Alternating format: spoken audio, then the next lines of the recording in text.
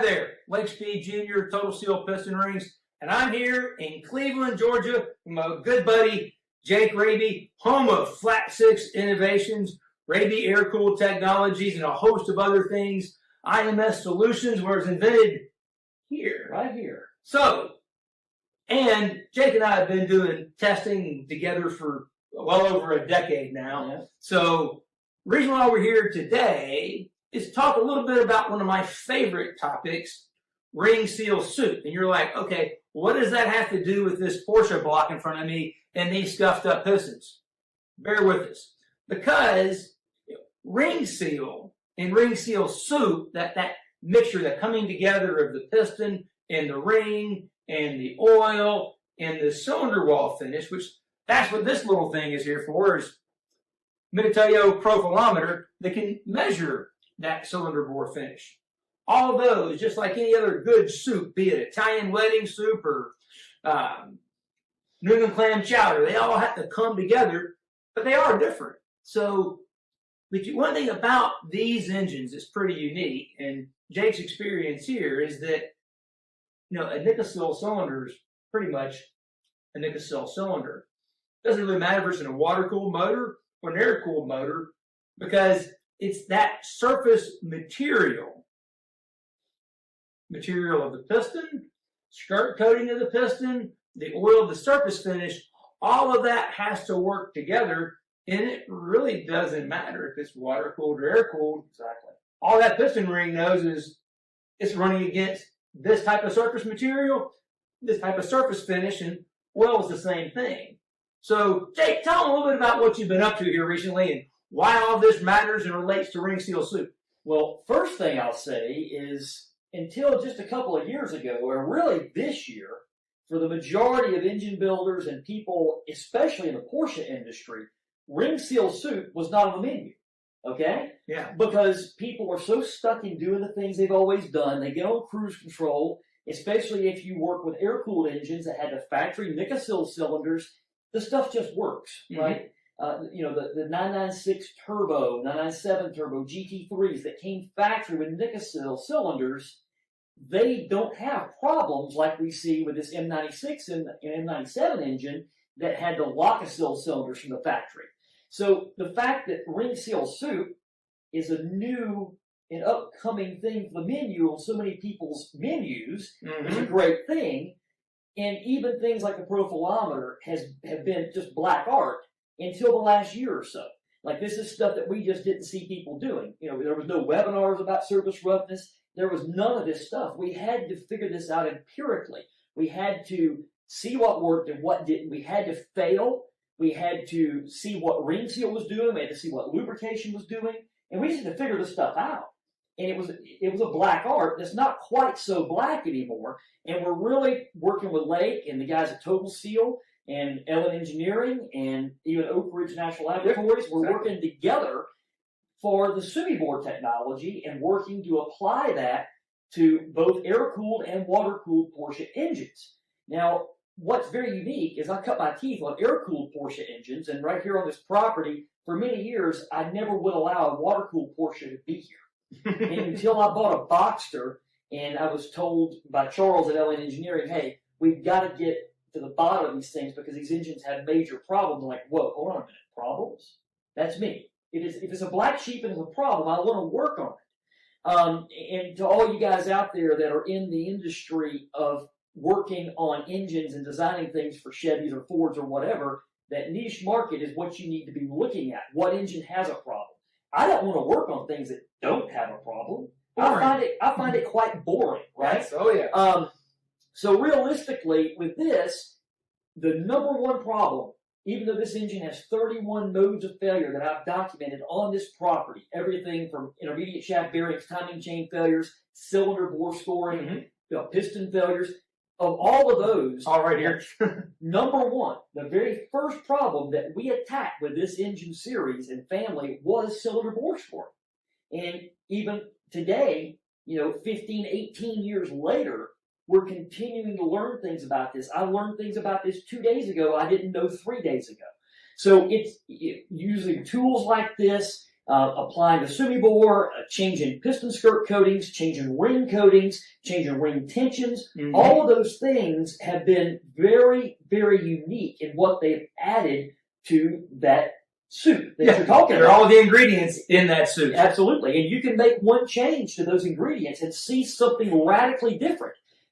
Just last week, we changed something with the suit recipe, and we end up with a cylinder that looks horrible compared to a cylinder that looks perfect, and there was 4 pounds of ring tension difference. Yep. Same exact roughness average, same exact ring package. The only thing was I altered the oil ring tension on one cylinder by 4 pounds, and it changed everything. So this is all grassroots empirical data that we're learning from messing with this. And what I like about it is since I cut my teeth on air-cooled engines, I put together this air-cooled engine that's a mule for the dyno, and I can have a cylinder head off this engine in 17 minutes. And last week I had one off in 11 minutes because I was really wanting to get from some results, and I wanted to see what things were doing while the engine was still hot. Right. So I'm pulling the cylinder head off with welding gloves, right? So being able to take that simple engine that doesn't even have head gaskets and use it to develop technology for an engine that is many series of engine families beyond it and newer than it is, has been something that has really woke me up to a lot of this. And seeing what the surface finishes are doing is incredible. Well, that's really cool about the air-cooled engine being because they are sleeves, jugs, right? Mm-hmm. That you can modular interchange. It allows you to do some pretty unique stuff like run one coating on one side and a different coating on the other side. And we shouldn't say coating because Suma-Bore is actually a thermal spray coating that's applied inside the bore. But Nicosil is something completely different. Yes, plating. So, coating goes on low pressure, plating goes on high pressure. And, people ask me, well, why are you trying to get away from Nicosil? And I say, look, we are not trying to get away from Nicosil. We are afraid, and we know that Nicosil is trying to get away from us because of the environmentalists. Well, they are chrome. It's an old school coating process that's chemical, just like Nicosil. It's chemical in nature, which means, as we both know, in the last 15 years, anybody should be knowing that the chemical regulations around the world have changed dramatically. There are not a lot of chemical compounds today that are blends of multiple chemicals that could be the exact same composition as they were 20 years ago, simply because environmental regulations have made some chemicals go away completely. Chlorinated paraffins, some of them have been eliminated. Mm-hmm. Some remain, some are eliminated. Some detergent additives and motor oil eliminated because of all these things. So, trying to stay ahead of the game, and you see it at the OE level. Absolutely. That's where it started. Those guys are all going from Nicosil, going to Suma-Bore. So you got to get your arms wrapped around Suma-Bore because if Nicosil goes away because of environmental reasons, and the thing is, people are saying that with Suma-Bore, they're seeing lower tailpipe emissions, less oil consumption. All things that are good for the environment are coming from Suma-Bore. So Suma-Bore is probably going to be a deal that's here to stay. Exactly. So we're working together to get on top of it because, Suma-Bore is not new to the racing market. Been around for a long time. Formula One, things like that. NASCAR guys used it 10 years ago. Yes. Yeah, exactly. But the reality is that's a very different operating environment than what we're seeing in the street. And we're bringing this stuff to the production world for performance engines for guys that are in a niche market like we are with these Porsche engines. And, I don't really know of anybody that's working on it at the level that we have kind of worked on this at as far as trying to get it perfected before we need to, because that's the idea. The Nicosil, we know, is probably going to go away. And if it doesn't go away, it's going to end up being so much more expensive because there's over a dozen acids that are required to prep one of these blocks for the Nicosil process because it is plating. Each one of those has an acid wash to neutralize it between different acid baths. So when you do that, you're creating thousands of gallons a year of hazardous material that you have to pay to dispose of. Right. So, a lot of the cost in plating these blocks isn't the actual cost related to doing the plating. It's the cost related to getting rid of all of those hazardous things. And people don't know that unless you've been doing this the way we have. So the idea is, I like to head things off. So does Charles at Ellen Engineering. And we saw the fact that these blocks were a perfect way to utilize Suma-Bore. And also the 9α1, the newer, Right. the 2009 and newer Porsche engines, which we are having a even more difficult and more expensive time doing the plating work to with Nikasil, because those blocks are an Algasil material. So they have an even different process procedure to use the Nikasil plating, Right, because right. they're Algasil and not Lakasil like this. So the whole block changes. Right. So when you have something like this going on, and we're trying to beat the environment and beat things that we don't have any control over, it really starts to pull you away and take that focus away from the performance. Everybody's asking me, how much horsepower you see it? I don't even care. Yeah, it doesn't matter. We don't even care right now. Because what we do know is once you get the ingredients right to that recipe for the soup, once you get ring seal, once you're able to hold more cylinder pressure, once you're able to cut down the tailpipe emissions, once you're able to keep the oil cleaner in the engine because you have ring seal, you are going to make more power than you will any other way. Right. Because you've got to have that. The ring seal is what creates the compression that is the lifeblood of the combustion. So if we get good ring seal, we will make more power with the Suma-Bore than we've ever been able to make with Nikasil. With more durability. With more durability and with less impact on the environment, and we're going to beat everybody to the punch in our market because nobody else is doing this. Right. And we're already, 2 years ahead of them with what we're doing now. Oh, yeah. This has been in the works for 2 years. So we're used to people copying us, right? It happens all the time. Oh, yeah. When you're out front, when you're the lead dog, it's what gotta happens. Hey, that's why I'm in Cleveland, Georgia, because we're great development partners. But as Charles and his staff coming in, Jake and all of our team together, Keith, Kevin, all the guys back at Total Seal, we put all this effort collectively because we're smarter together than we are separate, and we can get these things done. So one interesting thing about this block, that bore material, and Suma-Bore we were discussing earlier before we went on camera here, is the fact that, Algasil and Lakasil, it's silicon nodules inside the material that are being exposed. So it's like the honing process is exposing these peaks. Whereas Suma-Bore is kind of the opposite. Why don't you elaborate on that? So stay with us because this is the most interesting part of this whole thing and pretty insightful of why those pistons look the way they do. Absolutely. So to set the stage a little bit, we already said that the first failure we ever saw with these engines was cylinder bore scoring. Right. And they had some other cylinder sleeve problems in the early engines, but this engine has been really just handicapped by that problem. And it went that way all through the manufacturing days, and it's even stayed that way in the aftermarket world of trying to build these engines. Right. People are trying to use steel sleeves and do all kinds of things because they don't want to spend the money on putting a proper aluminum sleeve in there and then doing a Nikasil plating process to it. So what we're trying to figure out, not just make Suma-Bore work, right? But always we're trying to figure out what is the underlying stuff that makes the soup that makes these cylinders fail with these engines.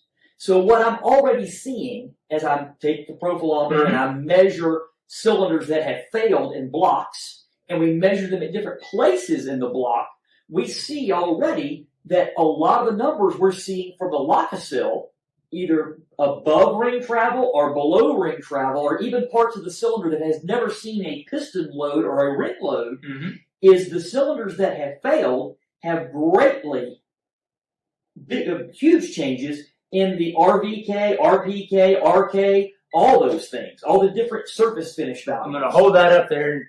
Maybe I'll see it, you may not be able to see it. But in this case, you have a higher RPK, which is the peak height. The area sticking up above the mean center line is greater than the RVK, which is the valley depth. It basically means you have more peaks going up contacting the piston and basically breaking through the lubrication film versus the valley that we holding that oil. Exactly. So that was measured, like you said, below ring travel, where it's virgin material. Yes, that's what it would have seen after that. Now, when we actually measure that same cylinder at a different location, we saw a different result. And that's because it saw a different kind of load during the time that it operated. So what I've noticed is a lot of these blocks only have one cylinder. It's bad.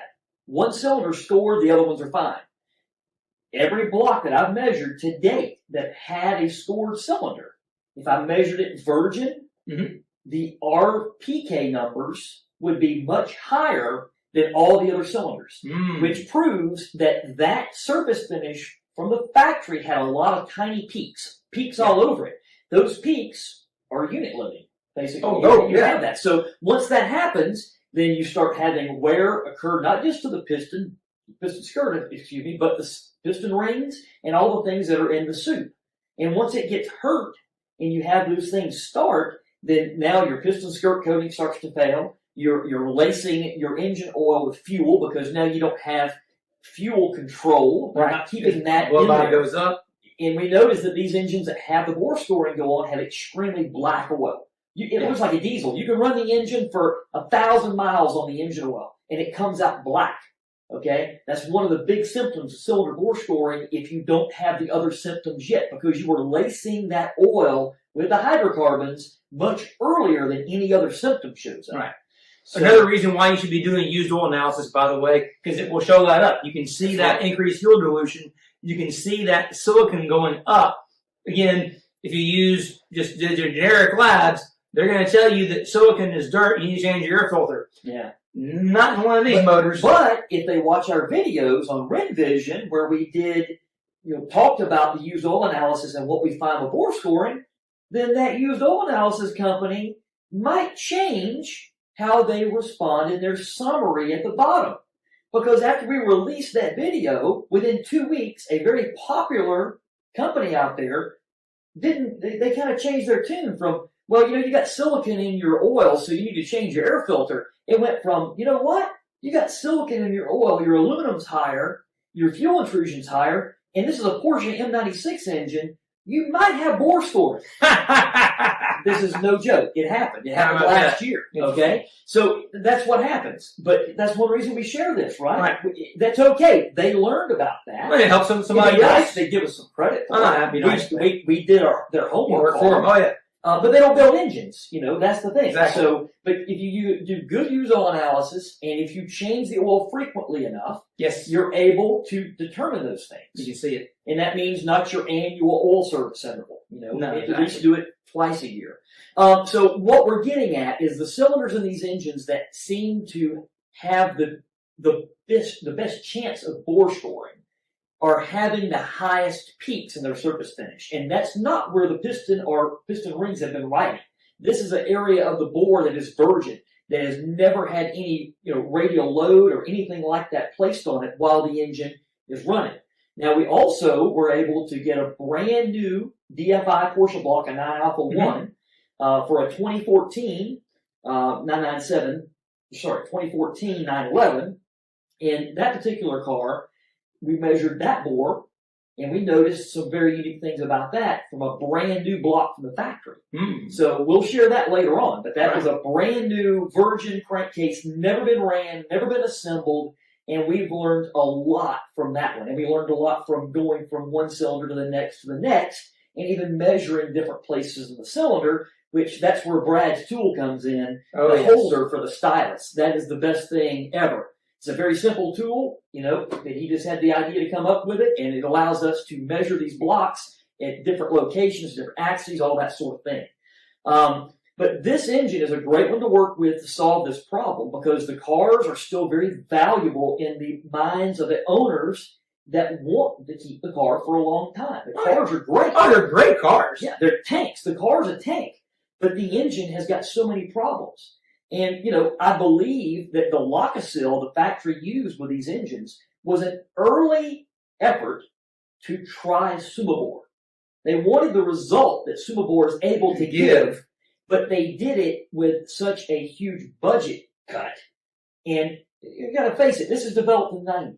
Right. So I don't really know the first time Suma-Bore was used. We need to research that. You should. But I think from the way that this works and the idea behind it, it was a kind of a economic answer to what Suma-Bore is. Mm-hmm. You know, they were going away from platings because they could see the future coming and say, Nicosil is not going to be our future. We need to give it to a different bore material that can do the things we wanted to do, like Suma-Bore can do, but this one just didn't work out that well. And again, a lot of it comes back to the fact that you are, like we said, you're taking these silicon nodules and you're honing it to try to expose those nodules. But the problem is if you have too much of a peak, now it breaks your lubricating film and increases wear because it's a very hard cutting tool and can do that kind of damage where that's what the skirt coating is supposed to look like.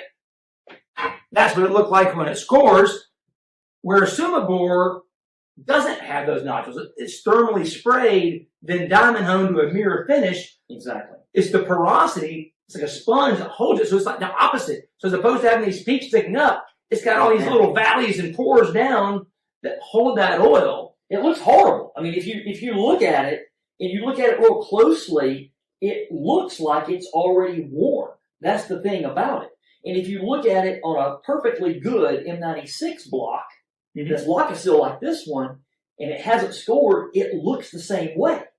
It has that same kind of look to a naked eye, but the profilometer says something completely different. Yeah. So that it proves that there's two ways to skin the cat, as we say. See the cat back there, right? Oh, exactly. There's two ways to skin the cat. But, you know, it's one of those things where as we learn about this and as we're able to see what works and doesn't work, it starts to puzzle my mind even more because all these engines that may have horrible looking pistons and horrible looking cylinders come out of them, the rings are never hurt. That ring, which I would like to look at some of them underneath the total seal microscope. Maybe you need to take these back with you. But if you look at them and you take a pick or something and run over them, you can't feel any voids in these rings. It's almost like they made another kind of error by choosing the rings that were being used against these cylinders. Well, you see, you brought up a good point here. That's one of the other things that has changed in the last 10, 15 years is that piston ring manufacturers the world over have moved away from the traditional, ductile iron, moly-faced ring. Well, that moly-faced ring had a lot of porosity and could hold a lot of oil and would make up for some deficiencies in bore finish. But when you're going to higher compression engines, you're going to these harder materials, you got to go away from that soft moly. Now we're into steel rings, PVD coated rings, gas nitride rings. Well, those steel rings can handle tremendous amounts of heat, especially turbocharged. Can handle the heat, handle the boost, handle very hard materials. Downside is they don't hold any oil. So now that surface finish becomes more critical. This whole thing reminds me so much of the whole zinc and flat tappet cam thing from 15 years ago that it was this kind of confluence of multiple things that came together to create that issue. And I kind of see this ring seal soup as this same thing that's recurring, that absolutely it's the change in bore materials, the change in fuels, change in ring materials are all coming together to make surface finish, which is why if you're talking surface finish and you don't know one of these, you really don't know what you're talking about.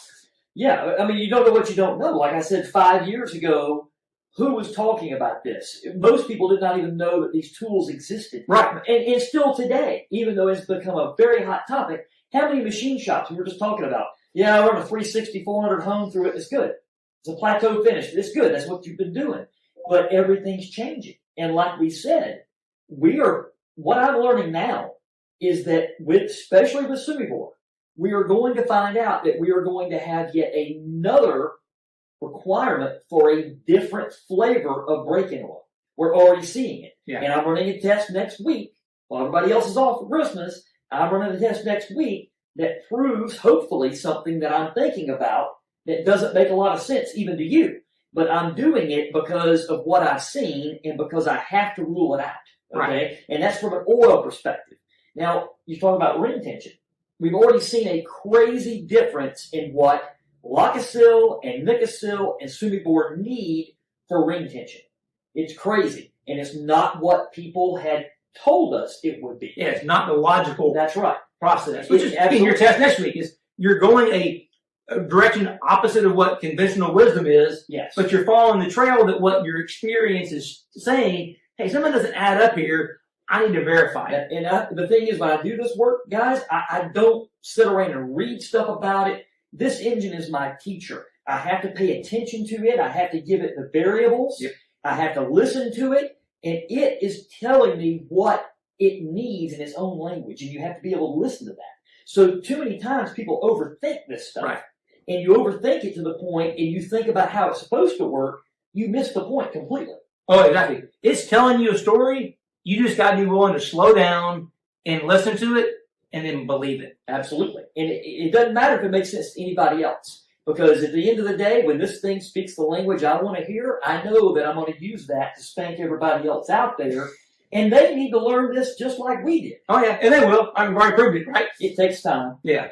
So, anyway, I hope y'all enjoyed that. We appreciate you tuning in. Stay tuned for more information on Suma-Bore testing from Jake and Lake. Thank you. Bye. What a day, what a day, what a day. Yeah, my brain is swollen. I've learned so much today. They told us, don't start cars. We are not going to listen.